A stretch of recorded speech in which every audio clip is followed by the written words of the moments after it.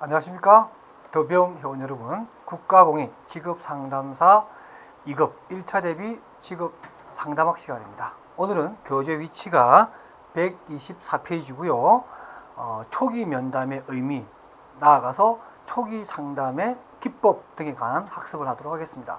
우리가 지난 시간까지는 일반 상담 이론, 그전에는 집단 상담, 또 그전에는 직업 상담의 개념부터 배웠지만, 또 우리가 바로 전 시간에는 어프로치, 직업 상담의 어프로치에 관해서 각각의 이론들이 어떠한 모양새를 가지고 접근하느냐, 진단은 뭘로 해서 문제 유형을 뭘로 만들며, 상담의 단계는 어떻게 진행되고 어떤 기법을 사용하고, 또 직업 정보는 어떤 기능을 가지고 있기 때문에 활용해야 되는가 하는 것들을 이제 배웠다면, 이제 우리가 일반적으로 어떤 직업 상담에서 또는 일반 상담에서 우리가 초기 상담을 어떻게 들어갈 것이며 기법은 무엇을 사용할 것인가 하는 것들을 학습하도록 하겠습니다. 초기 면담입니다. 그러니까 이게 왜 초기 상담이라고 하지 않고 왜 초기 면담이냐 이렇게 말씀하시는 분들 계신데, 사실 초기 상담이라고 하기에는 아직 우리가 상담이라는 것은 조금 더 내담자의 어떤 내면적 문제를 다루게 되는 그러한 입장이거든요. 그러니까 상담의 중기 정도에 대해서는 우리가 상담이라고 말할 수 있겠지만, 처음 만나가지고 하는 그러한 부분의 탐색전에 불과하죠. 그런 경우에는 우리가 면담이라는 용어를 굳이 또 조금 구분해서 사용하려고 합니다. 그런 차이점이 있어서 초기 면담이라는 단어를 쓴다는 거 일단 이해해 주시고요. 자, 초기 면담이라고 하는 것은 심리검사, 자료 제공, 접수 면접 등을 통해 만났다 하더라도 상담의 첫 면접은 공식적인 상담 과정의 첫 번째 만남을 뜻한다. 이제 서로 이렇게 뭐라 할까요? 이렇게 눈치 보기라고 해야 되나? 눈치 보기 좀 이상하고, 하여튼 탐색 같은 거죠. 탐색하는 그런 과정이다. 근데 이러한 그 탐색 과정, 초기 면담에도 이 상담자는 다 긴장을 해서 살펴보아야 될 것이 뭐냐면, 내담자가 이런 행동 경향이 있느냐, 또 내담자가 보여주는 행동 중에서 이런 또 비생산적인 행동이나 태도가 있겠느냐, 이런 것을 살펴봐야 됩니다. 예를 들면 내담자가 보여줘야 될 행동 경향입니다. 우리가 인지적 명확성도 갖추어 있어야 되고 상담에 대한 동기도 가지고 있어야 되는 것처럼, 내담자가 예를 들면 자기의 감정이나 신념이나 가치에 대해서 자각하려고 노력하는 그런 태도를 보이느냐, 또는 자기 성찰과 자기 검토를 위해서 노력하려고 하는 태도를 보이느냐, 굉장히 중요하겠죠. 또 상담자의 반응에 빠르게 이해하느냐, 그렇지 못하느냐, 이것도 우리가 빨리 파악을 해야 돼요. 그 다음 또 내담자에게 좀 바람직하지 못한 비생산적인 행동의 여지가 있느냐, 예를 들면 거짓말을 하려고 한다거나 자기 성찰을 좀 피하려고 한다거나, 자기 얘기인데도 불구하고 빗대어서 얘기하고, 그러니까 자기 속에 있는 얘기를 자기의 진술 내용으로 말하지 않고 다른 사람의 얘기인 것처럼 하려고 하는 그러한 것이 있느냐, 또 자기 문제를 다른 사람의 난파수로 돌리려고 하는 그런 경향이 있느냐, 이런 전반적인 것들을 바로 초기 면담에서 우리가 파악을 해야 되는 거예요. 어쨌거나 저쨌거나 내담자가 우리에게 왔다는 것은 뭔가 도움을 받으려고 왔다라는 거죠. 그래서 교재 125페이지 제 상단에 보세요. 내담자가 도움을 청하는 이유는 여러 가지가 있겠습니다만은, 일단 우리가 직업 상담과 관련해서 내한테 도움을 받으러 왔다, 상담자인 여러분에게 내담자가 도움을 청하러 온 이유는 이런 걸로 구분이 되겠죠. 새로운 생활 환경이나 직업 상황에 적응을 잘 못해서, 마음의 상처로 인해서 타인과 의논을 나누지도 못하고 일상생활을 잘 이끌이 나가지 못하는 경우, 우리 같은 경우는 직업 선택에 있어서 여러 가지 어려움이나 실패를 겪어서 직업 선택, 직업 준비를 어떻게 해야 될지 고민되어서 정말로 힘들어서 온 친구들일 수 있겠고요.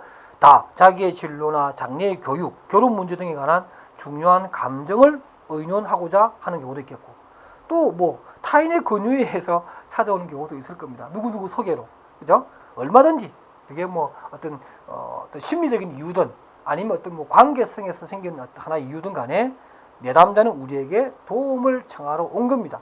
이 상태에서 우리가 그 내담자를 잘 파악을 해야 됩니다. 파악을 했더니, 예를 들면 초기 면담에 찾아온 내담자의 특성이나 유형이 있어요. 첫 번째, 솔선수범입니다. 굉장히 협력적이고 상담을 받고자 하는 동기가 확실한 사람들이죠. 우리가 좀 쉽게 접근할 수 있는 겁니다. 또 두 번째는 유보적인 태도를 보이는 사람입니다. 아, 이게 제3유형이라 그래요. 이름도 좀 약간 꼬롬하죠? 제3유형. 꼬롬하는 뭐 다른 저 잘 모르겠어요. 아이들 하도 많이 써서 저도 흉내를 내보는데. 이 제3유형이 말입니다. 저도 상담을 하면서 참 힘들었던 부분이 이 제3유형입니다. 제3유형의 특징이 뭐냐면, 겉으로 보기에는 협조적이에요. 물어보면, 아, 그렇죠. 아, 네. 아, 대답 참 잘해줘요. 그런데 아주 핵심적인 문제, 그야말로 심층적인 문제, 그분의 어떤 좀 마음속에 있는 좀 이렇게 끄집어내야 될 얘기가 있는데, 그거 얘기할 때는 딱 멈추면서, 아, 그 얘기는 됐습니다. 뭐 이렇게 한다든가, 아니면, 아, 그 얘기는 지금 말하고 싶지 않습니다.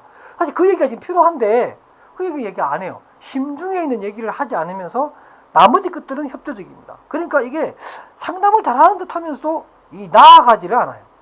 아, 이게 굉장히 어렵습니다. 차라리 세 번째, 의뢰되어 온 내담자는 끌려온 내담자죠. 누군가의 부탁을 받아서 온 경우. 이런 분들은 차라리 막 상담자에게 적대적이기도 하고, 반항도 하고, 저항도 하고, 침묵도 하고 그래요. 오히려 탐색할 거리가 많아요. 충분히 얘기거리가 되는데, 조금 전 위에서 말한 제3유행은 참 그런 면에서 어렵다. 이렇게 얘기할 수가 있겠습니다. 그 다음에 마지막으로 이제 의뢰되어 온 내담자 외뿐만 아니라 상담 과정에서 반항적이고 변화를 꺼리고 막 거부를 합니다. 이런 유형도 있어요. 상당히 힘들게 하지만 그래도 제3유형보다는 나아요. 그러니까 유보적인 태도를 보이는 사람보다는 나아요. 그래서 이 네 가지 유형, 솔선수범이다, 유보적인 태도를 보인다, 의뢰되어 온 내담자이다, 변화를 꺼리는 유형이 있다. 이렇게 네 가지, 일단 여러분들이 네 가지 유형만 알아두시기 바랍니다. 그 다음에 126페이지에 그 윗부분을 보면 검은 부분에 제가 뭐 방문자형 내담자의 의미와 적절한 대응이라고 있고, 처음 취급 상담을 받는 내담자에게 탐색해야 될 내용이 있습니다. 자, 우리가 뭐 고용센터라든가 또는 여러분들이 취업지원 민간위탁 기관에서 상담자로서 근무하게 되는 경우에 이 방문자형 내담자를 참 많이 보게 됩니다. 저도 고용노동부에서 뭐 13년간 근무하면서 상담을 많이 해봤지만, 어떻게 오셨어요? 그러면 뭐 그냥 와봤어요. 그냥 뭐 좋은 게 있나 없나 이렇게 왔다고 얘기하세요. 물론 뭐 참 절실한 욕구는 있지만 좀 선뜻 말하기가 힘드시니까 그런 얘기 했겠지만, 말씀이 그래요. 그냥 크게 적극성이 없습니다. 그냥 뭐 좋은 일자리가 있나 없나 그냥 보러 왔어요. 이렇게. 그리고 상담하자 그러면 상담까지 필요 없고 내가 알아볼게요. 그러면서 벽에 붙어있는 정보만 이렇게 쓱 보고 또 가버리고, 그 다음날 되면 또 옵니다. 그래서 상담하자 그러면 또 안 해요. 그러니까 한 며칠간은 그렇게 눈치 보고 있는 분이 계세요. 이런 분이 보통 이제 방문자형 내담자인데, 이런 분들에 대해서는 적극적 대응 방법으로는 목표를 동의해주고 원하는 것을 발견해주고, 또 의뢰자의 요구나 내담자의 견해를 잘 물어서 그 사람이 이러니까 상담은 좀 필요하겠다라고 하는 상담의 동기가 생기게끔 이렇게 접근시키는 게 필요하겠고요. 그러나 상담이 필요해서 왔다, 나름대로 약간의 동기를 가지고 계신 분들도 계세요. 이런 분들 경우에는 자기 인식 수준의 탐색, 다시 말해서 검사지라든가 질적 방법으로서의 내담자에 대한 탐색을 먼저 해주는 것이 좋겠다, 이런 내용. 이 까만 부분 있죠? 박스 안에 들어가 있는 거, 이거 기출문제에서 제가 좀 추려서 문제가 될 만하게끔 해서 다시 조립한 거, 재구성한 거예요. 시험 문제 나올까요, 안 나올까요? 나오죠. 기출문제에서 나왔으니까. 네? 제가 출제위원님이 이거 꼭 냅니다. 그러니까 여러분 이거 공부하셔야 돼요. 이게 쉬운 듯 하면서도 이런 약간 개방형의 문제가 나오면 아리까리해요. 그러니까 상담학이나 심리학은 딱 이게 정답이다, 이게 아니라 거리가 먼 것은 적절한 것이에요. 예를 들면 이런 거죠. 방문자형 내담자가 찾아왔다, 상담자의 적절한 대응으로서 가장 적합한 것은, 이렇게 문제 나와버리면 대부분 다 적합해요. 그런데 그 중에서도 가장 적합한 것을 묻는 거니까 제 책에 있는 이 내용으로 답을 찾으셔야 된다, 이런 얘기입니다. 그렇죠? 좋습니다. 그 다음에 초기 면담을 운영하는 요령입니다.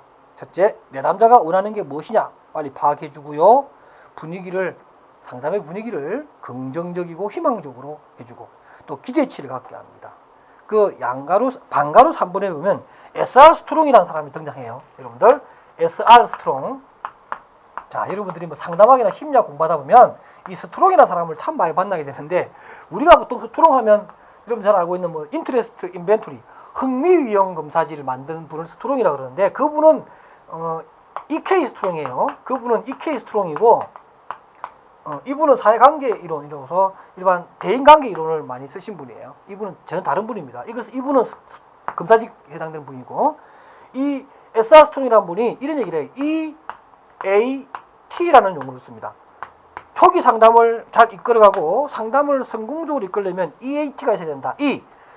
익스퍼트니스, 전문가, 상담자의 전문성을 보여줘라. 그러면 훨씬 더 상담이 촉진적이면서 내담자가 상담에 몰입할 것이다. 두 번째, 어트랙티브니스, 매력입니다. 내담자의 매력이죠. 뭐 내담자가 잘생기고 이쁘라 그런 뜻이 아니라 내담자가 보여주는 어떤 상담자에 대한 배려, 그죠? 경청, 수용해주는, 공감해주는 태도, 내담자의 수준에 맞는 언어의 사용 이런 것들 있죠. 그래서 내담자가 편안하게 상담에 임할 수 있도록 보여주는 그 사람만의 어떤 독특한 매력이 필요하다. 마지막에 뭐죠? 트러스트워스니스, 진실성이죠. 진실성, 일치성을 보여줘라. 그러면 상담은 더욱더 촉진될 것이다. 이런 얘기를 했습니다. 바로 그 교재 내용 나와 있는 거 꼭 챙겨주시기 바랍니다. 그 다음에 이제 그 밑에 반가로 4번에 보면 내담자에게서 받은 상담자 자신의 전체적인 느낌을 경험한다. 이것도 굉장히 중요한 요소입니다. 줄 한번 쭉 끄세요. 이게 우리가 상담을 딱 하다 보면 딱 느낌이 있어요. 아, 이 사람은 딱 한 5분만 얘기해도 아, 이 사람은 지금 어떤 문제를 가지고 있고 나에게 어떤 것을 듣고 싶어 하는 거구나 라는 느낌이 탁 필이 꽂혀요. 거기에 맞춰서 상담을 해주면 훨씬 더 상담이 스무스하게 초기 상담을 이끌어 나가면서 중기 말기까지 큰 무리 없이 상담을 진행할 수 있다. 이렇게 볼 수가 있는 겁니다. 자, 그래서 126페이지에 밑에 있는 내용도 꼭 보시고요. 그 다음에 이제 127페이지로 이제 초기 면담의 유형과 요소입니다. 자, 우리가 내담자 유형을 할 때는 뭐 솔선수범의 내담자 유형, 유보적 태도를 보이는 내담자 유형, 이렇게 내담자 유형을 제가 말씀드렸는데 지금 제가 말씀드리는 것은 바람직한 초기 면담의 유형, 그러니까 초기 면담의 유형이 아니고 바람직한 좋은 거란 뜻이죠, 그죠? 좋은 초기 면담 유형은 뭐가 있겠느냐? 요거 1, 2차에서 잘 나오니까 제가 강조해서 말씀드리는 거예요. 특히 솔선수범한 면담은 바람직한 면담 유형의 첫 번째더라. 설명하지 않겠습니다. 솔선수범이라는 게 얼마나 중요해요. 두 번째, 정보지향적 면담이어야 된다. 너무나 당연하지 않아요? 바람직한 거죠. 근데 정보지향적이 되려면 일단 탐색적 질문을 잘 사용해야 되고 폐쇄형 질문을 적절히 사용해서, 그러니까 말 쓰는 건 아니고 폐쇄형 질문을 가능하면 사용하지 말라 그러는데 폐쇄형 질문도 짧은 시간 내에 많은 정보를 얻어내는 질문으로서 굉장히 유용해요. 그래서 정보지향적이라고 판단되면 적절하게 폐쇄적 질문도 가끔 사용해서 정보를 탁 캐치하는 이런 데 쓰이고, 그 다음에 많은 정보를 얻어내는데 가장 중요한 개방적 질문형을 자주 요령껏 잘 사용해서 진행하는, 그것을 우리는 정보지향적 면담이라고 합니다. 전체적으로 바람직한 면담형이죠. 그 다음에 세 번째가 관계지향적 면담입니다. 관계지향적이죠. 내담자와 상담자 간에 서로 간에 어떤 감정이 잘 오류가면서 관계 형성이 잘 되고 라포 형성이 잘 된 관계를 얘기합니다. 일반적으로 이 세 가지가 기존 교과서에서 많이 다루는 건데 제 책에는 특별하게 감정이입적 면담이라는 것을 하나 더 붙여놨습니다. 이건 뭐냐면 산업인력공단의 기출문제를 쭉 제가 정리하다 보니까 요 감정이입적 면담까지도 포함하는 것이 바람직한 초기 면담으로 보고 있습니다. 누가요? 산업인력공단에서 누가요? 출제위원이 중요한지 안 중요한지 제가 설명하지 않을게요. 이게 네 가지를 여러분 꼭 알아주시기 바랍니다. 자, 그래서 이러한 초기 면담의 유형도 알아봤는데 그 초기 면담에 쓰이는 9가지 주요 요소가 있어요. 그 요소를 한번 살펴볼게요. 첫 번째가 감정이입이 중요하더라. 그 다음에 또 상담에 도움이 되는 언어적인, 비언어적인 행동이 있는 반면에 도움이 되지 않는 언어적인, 비언어적인 행동도 있고요. 또 상담자의 자기개방, 적시성, 유머, 직면, 계약, 리허설 등등의 이러한 9가지가 있는데 하나하나 살펴보면 감정이입, 뭐 우리가 일반적으로 공감해줘야 되고 내담자의 어떤 얘기를 잘 들어주고 경청해주고 이런 거죠. 또 언어적인 행동에서 도움이 되는 것과 비언어적인 행동 중에서 도움되는 것, 눈을 맞춰주는 것, 고개 끄덕거려주는 것, 가끔씩 유머를 사용해준다든가, 적절한 해석을 해준다든가, 명료화에 의해서 내담자의 어떤 진술 내용에 대해서 뜻을 다시 한 번 더 정확하게 만들어주는 것, 이런 것들이 필요하겠고요. 그러나 도움이 되지 않는 것도 있습니다. 뭐 일방적으로 충고한다든가, 타이른다든가, 뭐 가문이슬 같은 것을 써야 된다든가, 이룰 수 없는, 할 수 없는 것을 약속한다든가, 그 다음에 또 뭐 이렇게 상담 도중에 막 자꾸 시계를 본다든가, 이런 것들이죠. 내담자의 말을 중간에 끊어버린다든가, 입을 깍 다물고 있을 때 침묵하고 있는 상황을 방치한다든가, 이런 것들 있잖아요. 그죠? 뭐 이런 것들은 사실 바람직하지 못하죠. 이건 상식입니다. 그 다음에 내담자의 자기개방입니다. 아주 중요해요. 우리가 상담하다 보면 우리가 왜 동병상련 같은 거 있잖아요. 자기 자신의 처지를 같이 얘기해 줌으로 해서 내담자가 마음의 문을 열고 들어올 수 있습니다. 이러한 자기개방은 자기 노출과 자기 진술이 있어요. 자기 노출은 나도 당신과 비슷한 그러한 경험이 있다. 그래서 난 당신의 마음을 좀 더 잘 알 수 있을 것 같다. 자기의 어떤 과거의 경험이나 자기의 사례를 노출시켜주는 것이고요. 자기 진술이 있습니다. 자기 진술은 뭐냐면 나의 입장을 또는 생각이나 행동을 보여주는 거예요. 그러니까 이런 거죠. 당신 얘기 들어보니까 당신 얘기가 선생님의 말이 설득력이 있어 보여요. 제가 들어봐도 그때 당시에 선생님 하신 행동은 제가 봐도 잘한 행동으로 보이는데요. 라고 상담자의 의견을 보태주는 거예요. 그럼으로써 내담자가 어때요? 이 사람이 내하고 뜻을 좀 같이 가주는구나. 나하고 일치성이 있구나. 그럼으로 해서 훨씬 더 좀 자신감을 가지고 상담에 몰입할 수 있겠죠. 바로 이런 겁니다. 그 다음에 적시성이라고 하는 게 있습니다. 굉장히 중요한데 줄 쫙쫙 꺼세요. 왜? 적시성은 그 자체 이 문장 하나로 이게 뭐라 그러느냐 상담에서 답이 적시성이에요. 적시성이란 상담자가 자신의 바람은 물론 내담자의 느낌, 인상, 기대 등에 대해서 깨닫고 이를 주제로 하여 대화를 나누는 것, 이렇게 얘기하는 것. 그냥 이게 뭔 뜻인데 묻지 마세요. 외우세요. 그냥. 일단 관계의 적시성과 지금 여기의 적시성이 있다. 두 가지가 있는데 관계의 적시성, 지금 여기의 적시성 명칭만 알아두셨으면 좋겠습니다. 그 다음 유머죠. 유머 굉장히 필요합니다. 뭐 유머는 사실 조금 조심해야 되는데 여러분 그 라포란 말 배웠죠, 그죠? 이 라포라고 해서 어떤 신뢰관계, 치료 동맹 뭐 이런 뜻인데 라포 어떤 신뢰관계가 어느 정도 생겨졌다고 생각되면 적절하게 유머를 사용함으로 해서 상담의 분위기를 좀 더 부드럽게 만들어가는 긴장감을 좀 떨어뜨리는 그러한 역할을 해줍니다. 아주 좋은 기법 중에 하나고요. 직면입니다. 직면도 줄 거세요. 직면이 뭐냐 설명해라 이런 이것도 2차에 나온 적도 있고 직면 내용을 지문에다 두고 이게 무슨 기법이냐 답은 직면. 여러 번 나왔으니까 도전케 하는 과정이다. 자신의 문제에 회피하지 말고 그 문제를 딱 직시해서 자기 문제를 풀 수 있도록 자꾸만 이렇게 격려하고 지지해서 자신의 문제를 직면시키는 겁니다. 그 다음에 계약과 리허설이 있습니다. 계약은 어떤 상담의 목표를 정하는 것이라고 할 수 있겠어요. 그래서 내담자의 행동을 뭘 하고 내담자의 어떤 느낌을 나한테 꼭 말해주기라든가 구조화랑 비슷한데요. 뭐 계약은 어떤 상담 전체의 어떤 그런 틀을 짜는 하나의 계약이라고 보고요. 리허설은 그 계약을 하게 되면 반드시 리허설하게 돼서, 그러니까 계약과 리허설은 입술과 잇몸 같은 거예요. 계약을 했으면 리허설을 해야 되고 리허설을 했다라는 얘기는 그 전에 계약 기법을 사용했다는 뜻입니다. 그래서 계약은 하나의 초기 상담의 구조화라고 하는 그런 개념으로 어떤 역할이나 상담의 목표를 확인하는 거라면 리허설은 그 상담의 목표를 상상을 해보고서 이런 게 그런 거구나.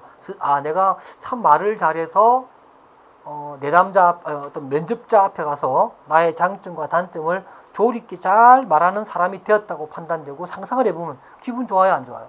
기분 좋아지겠죠. 바로 그럴 때 바로 그러한 선생님께서 자기 얘기를 잘할 수 있는 그런 사람이 되기 위해서 이 상담을 하는 겁니다라고 이제 탁 하는 거죠. 그러니까 리허설은 보통 이렇게 상상에 의한, 그래서 우리가 리허설도 보면 뭐 암시적 리허설이 있고 또는 우리가 명시적 리허설이 있는데 보통 암시적 리허설을 얘기하는 겁니다. 암시적 리허설은 한번 상상해 보는 거예요.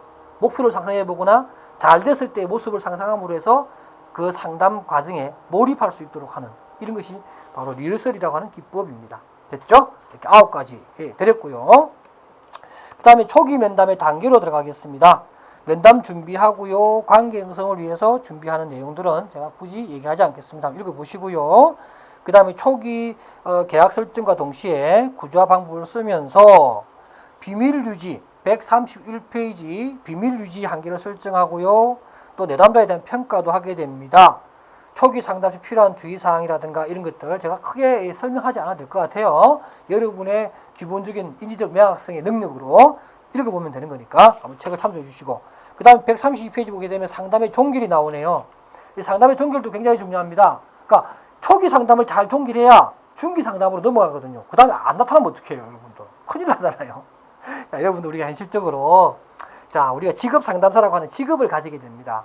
그런데 우리가 이 얘기를 좀 합시다. 시험에 떠나가지고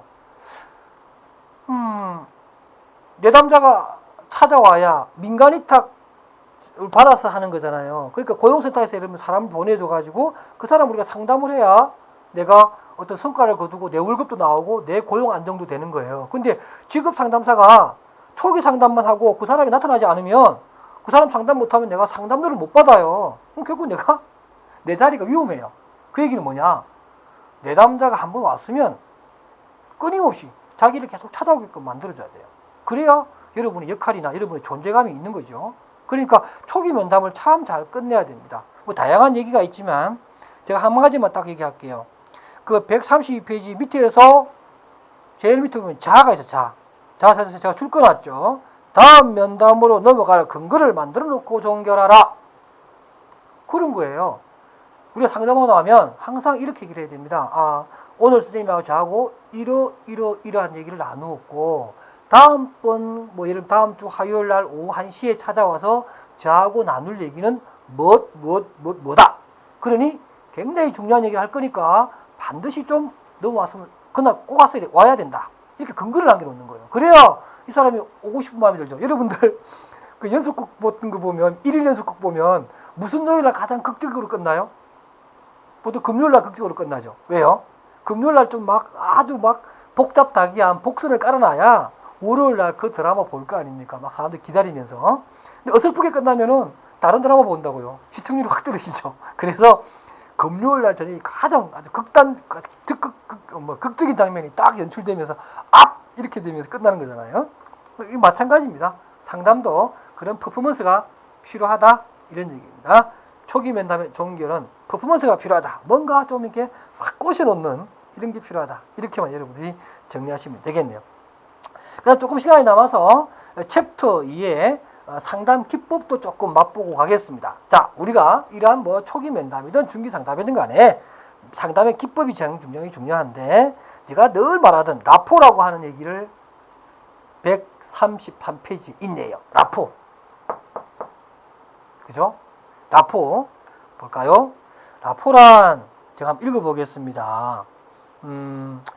라포 형성은 상담자가 내담자로 하여금 적극적 방향으로 성장할 수 있도록 자신의 내적 자원을 유용하게 하며 의미 있는 생활을 영위할 수 있도록 자신의 잠재력을 실현케 하는 역동적 과정을 말합니다.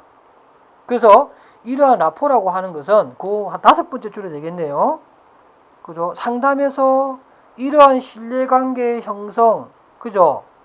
필수적이다. 그러니까 신뢰관계라고 하는 형성, 신뢰관계의 형성이 바로 라포를 얘기한다. 이렇게 여러분들이 정의하시면 됩니다. 이 라포는 그 밑에 나온 것처럼 정의적이다, 정서적이다는 거죠. 이게 정의적이란 말은 이게 자스틱이 아니라 이 마음심자에 이거 있죠, 이 정자, 이 정자예요, 이 정자. 이게 제가 무슨 정자냐고 이렇게 학생들한테 물어봤더니 학생들이 어느 학생이 그러대요? 이 정자는 정정자잖아요. 그때 학생 하나가 그러더라고요. 교수님, 그거요? 초코파이 정자예요. 이렇게 얘기를 하는데 제가 아주 그냥 배꼽 잡고 웃었어요. 글쎄요, 초코파이라는 그 과자 선전할 때 나오던 건가요? 이 동상에서 그런 특정한 제품을 얘기해도 되나요? 하여튼 초코파이 정자라고 그러는데 그냥 나온 김에 하나 더 얘기할게요. 또 이것도 있어요. 한자가 재밌는 게 하나 있는데, 꼬마들이 아주 꼬만 애들이 이제 초등학교 저학년 애들이 동네 슈퍼 와가지고 아주머니 푸라면 주세요. 푸라면. 그렇게 얘기한대요. 푸라면이 있어요? 여러분들 들어보셨어요? 근데 그 아이들이 말하는 풀하면 이거예요, 이거. 신라면이에요. 아이들이 이걸 한자로 이해 못하고 이게 한글 풀로 알고 있나 봐요. 그래서 풀하면 달라고 한대요. 그죠? 재밌죠? 애들이 귀엽습니다. 자, 이렇게 라포는 특징이 뭐냐? 정서적인 내용을 담고 있다. 한 장 넘길까요?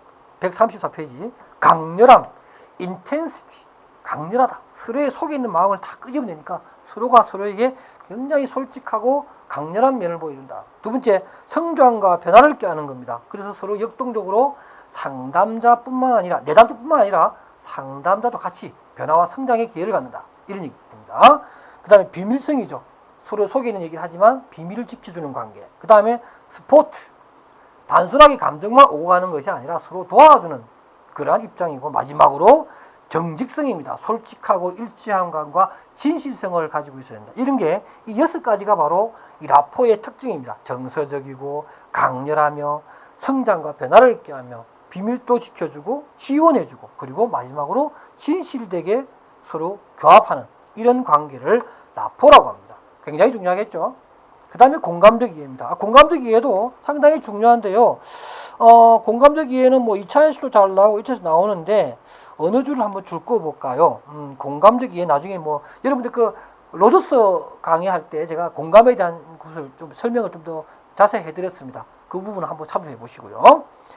그 다음에 반영, 그 다음에 또 수용, 뭐 구조화 이런 게 있는데, 그 다음에 137페이지 한번 가볼까요? 여러분, 교재 환원이라고 하는 것이 있어요. 아래쪽에 찾으셨나요? 환원. 좋아요.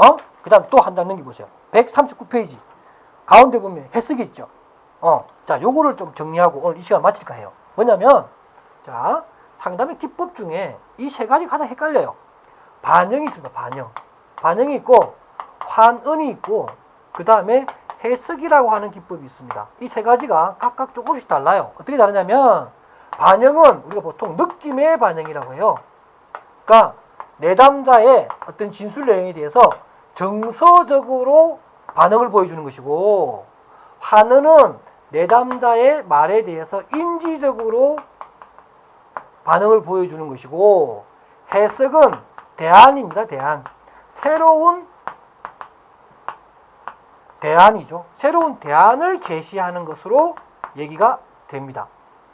다시 말해서 반영이라고 하는 것은 내담자가 뭐 그래서 기분 나빴다, 뭐 상사가 그렇게 해서 나는 굉장히 속상했다, 자기 어떤 감정적인 부분을 얘기하죠. 그럼 내담자가 거기서 추임새를 주는 거예요. 상담자가 선생님 얘기 들어보니까 저도 속상하고 기분 나쁘네요. 선생님 입장에 대해서 저도 아주 기분 나빠서 당장이라도 그 회사 정말 때려치우고 싶은 마음이 생겼었겠어요. 선생님 마음 인정합니다. 이렇게 정서적으로 감정에 대한 어떤 서로의, 그러니까 상담에 그런 거 있죠. 감정의 고지에 편성하라. 내담자가 느끼는 어떤 감정의 어떤 그런 무게를 자기도 한번 같이 느껴주는 거예요. 그게 반영이라는 기법입니다. 환원은 뭐냐? 본인이 아주 감정적인 얘기를 했지만 내담자에 대한 감정적인 진술 내용을 상담자가 감정으로 끝나는 것이 아니라 약간은 인지적으로, 약간 분석적으로 접근을 해주라는 그런 얘기입니다. 그러니까 말을 돌려주긴 줄이는데 이게 제 진술이죠. 선생님께서 그 얘기 들어보니까 선생님 굉장히 기분 나빠하실 수도 있겠습니다. 근데 선생님께서 그 기분 나빠하신 이유가 선생님의 능력을 무시했기 때문에 기분 나빠할 수도 있겠고, 선생님이 훨씬 더 선배인데, 선생님이 훨씬 더 상급자인데 그러한 문제를 했으니까 선생님이 기분 나빠하는 것도 이유가 되겠네요. 그 선생님께서 실수하신 것도 아닌데 그렇게 함으로써 그럼요, 내가 훨씬 더 경험이 오래됐고 선배고 상사고 실수한 적도 없는데 왜 나에게 그런 비난을 하느냐, 나는 그래서 그걸 참을 수 없어서 나는 그만두고 나왔다, 이렇게 얘기한단 말이에요. 그러니까 어떤 인지적인 분석적인 접근을 하는 것을 우리가 환원이라고 해요. 이 차이점 좀 구분하셔야 됩니다. 그 다음에 해석은 뭐냐면, 얘기를 다 듣고 나서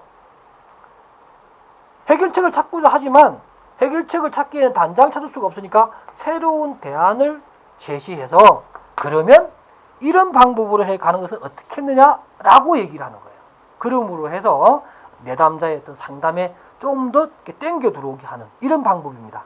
그래서 제가 이 3가지는 뭐 각자 흩어져 있지만 같은 듯 다른 느낌의 그런 기법이기 때문에 제가 한꺼번에 설명을 해드렸고요.